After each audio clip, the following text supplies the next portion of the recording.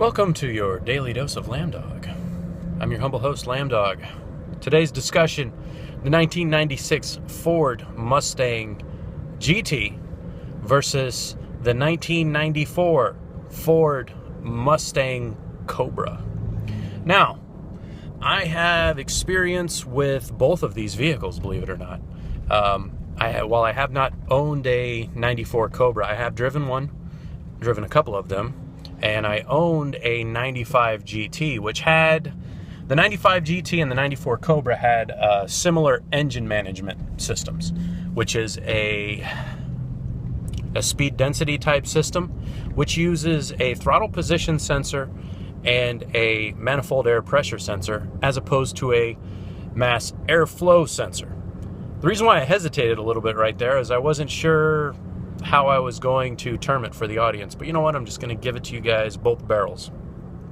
Now, the mass airflow system, which you find on the 96 Ford Mustang, is superior in that it detects exactly how much air is entering the system, whereas the speed density takes a look, like what's on the 94, takes a look at the throttle position sensor, takes a look at how much vacuum is in the intake manifold, and then calculates the amount of air volume going into the engine. You see the problem here? It has to do with the processor speed of determining that against just really knowing it.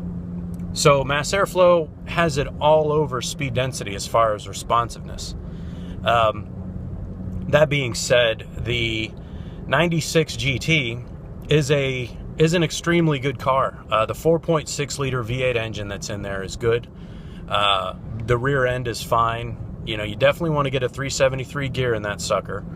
The tire sizes, you know, I want to say in 96, it was a little bit trickier to still get the 16s, which is my preference as far as that tire size, because you end up with a little bit more meat laid down on the road as opposed to the, I think, 40 or 35 series 17s.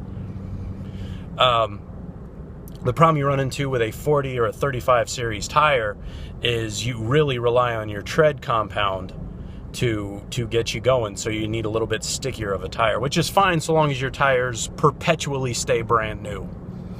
Now, another hit the 96 GT has is the transmission.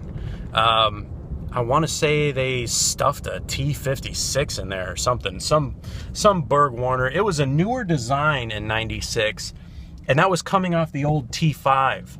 I'm not even going to get into automatics because these engines don't make enough power. Not even in the 94 Cobra, these engines don't make enough power to necessitate anything but a manual transmission.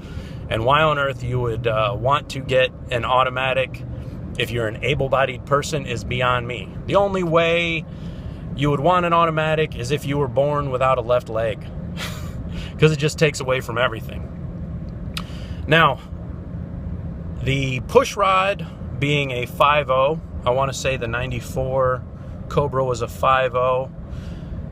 The 5.8s that you've seen, I don't know how many 351s the SVT actually put in Cobras, or if it actually did happen at all. Basically, you're going to be looking at the 5.0 with a GT40 intake, which is really nice. Even though it's a pushrod engine, the 302 makes a lot more top-end power, which makes it very similar to the 4.6. However, at the end of the day, an SVT Cobra is much more special than a run-of-the-mill GT. So it's one of those things that's just good to have. And they're so good to have that many people fake having them. Just think, you'd be able to have one for real. See y'all later.